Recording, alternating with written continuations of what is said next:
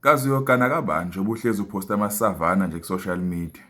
Hey, ngiyadlala njalo akuhlangene nami lokho angikho lapho mina. Anishoni webafowethu. Nina nje izinsizwa. Umshela kanjani umuntu uyibona iring esandleni? Uyibona iring ekutshengisa ukuthi lo muntu usethathiwe. Uyibona iring ekutshela futhi nawe cha mina ngiganile nginomkhwenyana. Yabo, nginendoda ngiright ngiyabonga bhuti. Uqhubeka umshele wena. Hawu.